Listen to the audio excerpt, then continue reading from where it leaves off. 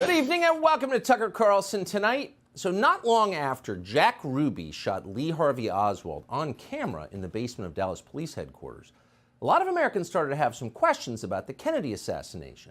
It was, you'd have to admit, a pretty extraordinary sequence of events.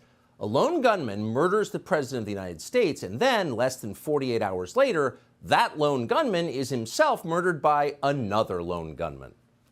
What are the odds of that? It's one thing if you get struck by lightning, rare but possible. But if every member of your family also gets struck by lightning all on different days, you might begin to suspect these are not entirely natural events. But oh, replied the U.S. government, they are. This bizarre chain of killings was all entirely natural. So less than a year after the JFK assassination, the Johnson White House released something called the Warren Commission report. And the report concluded that while their motives remained unclear, both Lee Oswald and Jack Ruby had acted alone. No one helped them. There was no conspiracy of any kind. Case closed. Time to move on. And many Americans did move on. At the time, they had no idea how shoddy and corrupt the Warren Commission was.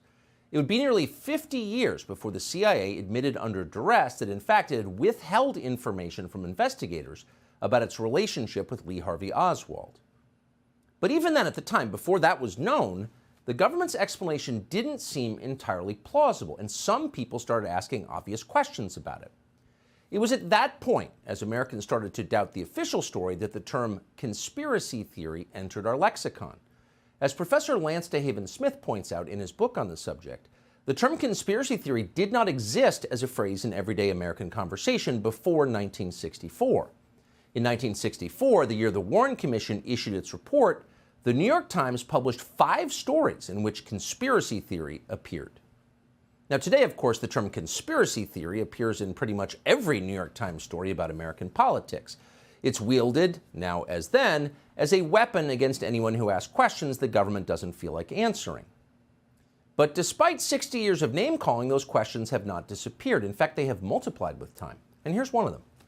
In April of 1964, a psychiatrist called Louis Joylan West visited Jack Ruby in his isolation cell in a Dallas jail. According to West's written assessment, he found that Jack Ruby was, quote, technically insane and in need of immediate psychiatric hospitalization.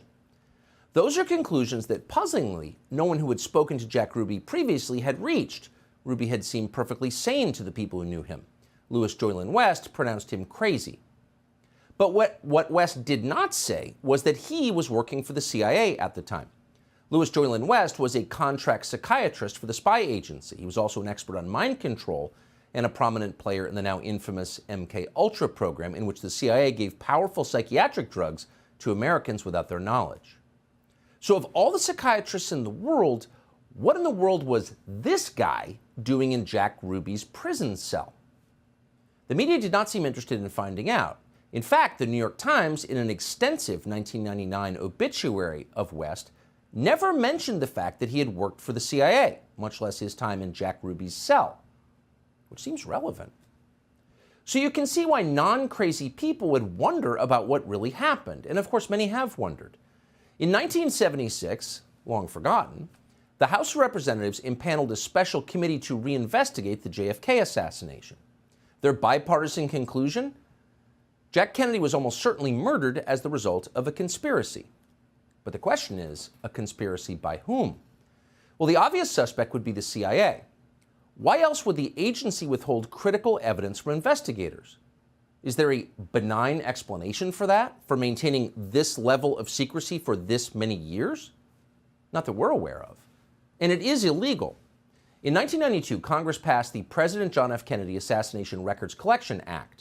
And that act mandated full disclosure of all documents by 2017, 54 years after JFK was killed. The last administration promised to comply fully with that law, but under intense pressure from CIA Director Mike Pompeo, withheld in the end thousands of pages of CIA documents. Today, this afternoon, the Biden administration did exactly the same thing. That would be thousands of pages of documents after nearly 60 years. After the death of every single person involved. But we still can't see them. Clearly, it's not to protect any person. They're all dead. It's to protect an institution. But why?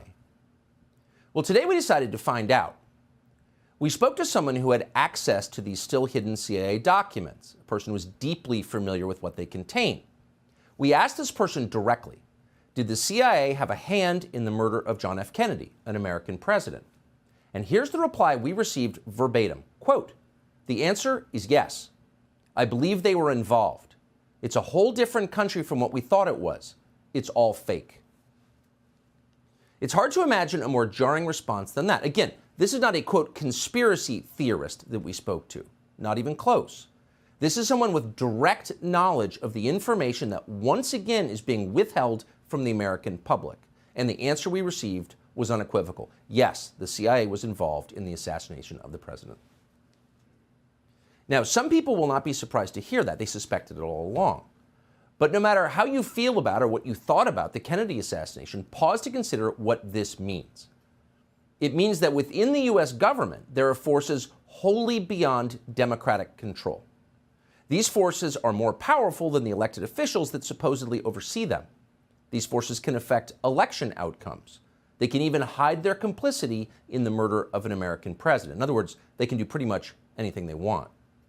They constitute a government within a government, mocking by their very existence the idea of democracy. As cynical as we have become after 30 years of watching government officials ignore the voters who employ them, we were shocked to learn this. It's not acceptable. Americans have trusted their government less with every passing year since the killing of John F. Kennedy. Maybe this is why. And people have known this for a long time. The people who knew would include every director of the CIA since November of 1963. And that list would include Obama's CIA director, John Brennan, one of the most sinister and dishonest figures in American life. That list would also include, we are sad to say, our friend Mike Pompeo, who ran the CIA in the last administration. Mike Pompeo knew this. We asked Pompeo to join us tonight, and though he rarely turns down a televised interview, he refused to come. We hope he will reconsider. Subscribe to the Fox News YouTube channel to catch our nightly opens, stories that are changing the world and changing your life. From Tucker Carlson Tonight.